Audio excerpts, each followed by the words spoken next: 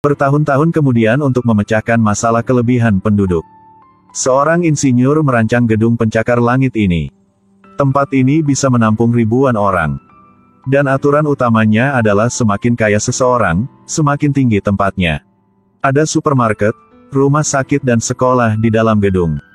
Kolam renang, gym, atau lainnya sudah cukup. Do teras ada kebun. Orang-orang miskin tinggal di lantai paling rendah, tidak bisa melihat matahari.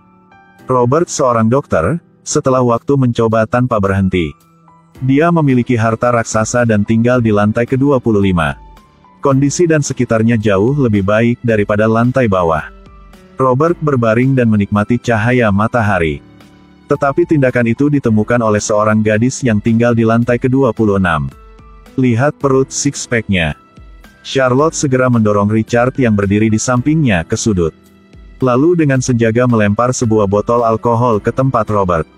Berhasil menarik perhatian dia. Untuk minta maaf, Charlotte mengundang dia bergabung pesta malam ini di rumahnya. Robert tidak menolak, menghabiskan setengah hari berpakaian dengan benar dan naik ke atas. Dia berpikir lantai ke-26 akan adalah tempat mewah. Tapi tempat ini sangat menarik, tidak seperti suasana aristokrat di benaknya. Ternyata sebagian besar tamu di pesta adalah tetangga-tetangga yang tinggal di lantai bawah. Bagi orang yang tinggal di lantai bawah, lantai ke-26 adalah tempat yang tak bisa menyentuh. Tapi siapa yang bisa menolak undangan dari Charlotte? Jika itu saya juga tidak akan melakukannya. Ketika mabuk Robert pelan-pelan hilang dirinya. Ternyata ini hobi orang-orang kaya. Gadis-gadis cantik mengelilingi, bermain sepanjang waktu. Setelah pesta selesai, Charlotte meminta Robert untuk pergi ke balkon untuk melihat bulan bersama. Keesokan harinya Charlotte mengundang dia bergabung pesta di kolam renang.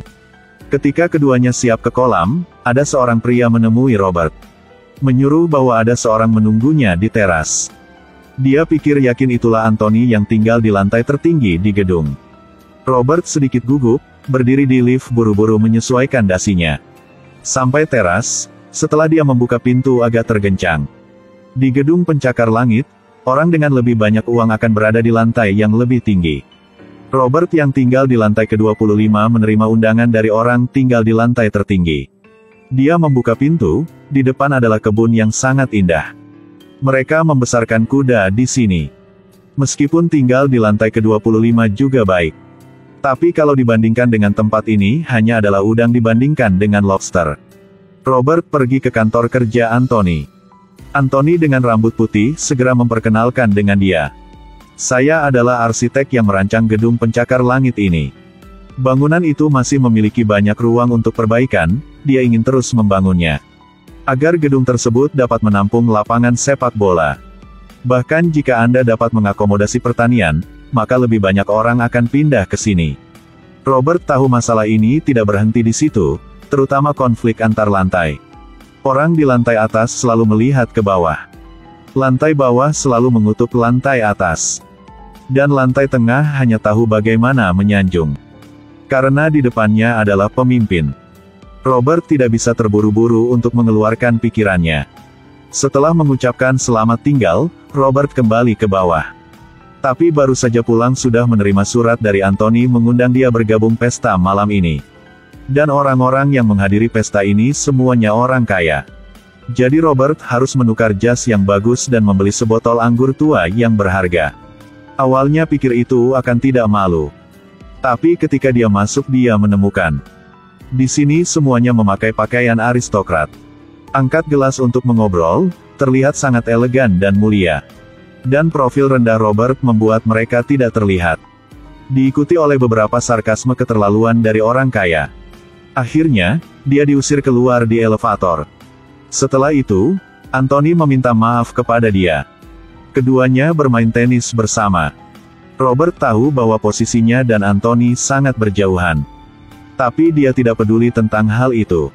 Hanya saja lantai atas banyak menggunakan listrik belakangan ini. Menyebabkan pemadaman listrik ke lantai bawah. Robert berharap dia bisa memperbaiki ini tetapi dia berkata. Ketika dia membangun gedung ini, dia menetapkan prinsip. Orang-orang di lantai atas bisa makan dan minum dengan normal. Tapi hal yang dia entah adalah. Sistem yang dimelakukan akan memiliki akibat yang besar. Bangunan di mana orang memiliki lebih banyak uang ada di lantai atas ini. Penduduk bertingkat rendah selalu mengalami pemadaman listrik. Tapi tukang reparasi tidak peduli dengan hidup dan mati orang-orang malang ini. Selain itu, anak-anak kaya melempar kue ke mobil anak-anak miskin. Orang miskin sangat marah. Tapi lantai atas masih belum terasa cukup, mereka mengambil alih kolam renang umum. Mengadakan pesta sepanjang hari dan malam. Tidak hanya itu, menulis melarang orang di bawah untuk masuk. Konflik kelas telah meningkat. Orang-orang di bawah mulai berkelahi. Mereka memimpin keluarga ke kolam renang. Kerumunan orang datang sangat bersemangat, ramai. Sampai malam, orang kaya mematikan listrik lantai bawah. Jadi mereka memutuskan pesta di bawah cahaya lilin. Namun, tindakan itu membuat orang kaya di lantai atas merasa tidak nyaman. Jadi mereka mulai berencana untuk menyingkirkan orang-orang di lantai bawah. Permulaan, mereka membeli semua yang ada di supermarket. Langsung merampok semuanya orang miskin. Tidak ada makanan dan benda-benda sehari-hari. Sifat jahat pada setiap orang secara bertahap muncul. Jadi memiliki perjuangan. Ukulah. Pada saat itu gedung pencakar langit itu benar-benar berubah menjadi dunia binatang. Yang kuat akan menang, yang lemah tidak punya pilihan selain mati. Hanya ada Robert masih baik hati. Dia memegang sebotol cat. Ketika sampai di kamar, telinga saya tidak lagi mendengarkan suara-suara luar. Beberapa hari kemudian, kedua sisi kelas bertarung sampai mati dari banyak orang. Tapi Anthony masih mempelajari cara memperbaiki gedung itu sekarang. Pada saat ini, bersiap untuk terus memperluasnya, adegan kekacauan terbentang di depan matanya. Seseorang seperti dia yang belum pernah turun sebelumnya memutuskan untuk melihat-lihat. Setelah pergi ke tempat yang tak bisa lihat cahaya, Anthony menyadari kepentingan masalah. Melihat orang-orang yang berjuang seperti gila, dia menasehati mereka dengan jujur. Hasilnya semua orang menganggap dia sebagai musuh. Mereka pikir Anthony desain gedung ini. Adalah dia membuat mereka jatuh ke situasi ini. Melihat keadaan tidak baik, Anthony buru-buru kembali lantai tertinggi. Tetapi pada saat itu, seorang pria di lantai bawah memanjat pipa di sini. Lalu menembak dia. Orang yang membuat dengung sudah meninggal. Setelah semuanya tenang, pada akhirnya hanya ada sekelompok wanita yang tersisa di gedung. Tentu saja, Robert masih hidup. Pertama-tama, dia menghibur pacarnya. Lalu, dia pergi ke teras dan mengambil desain yang sudah diselesai. Mulai memperbaikinya. Dia memiliki gadis dan harta. Meskipun itu hanya film pendek. Tapi artinya, mari kita bicara lebih banyak di komentar.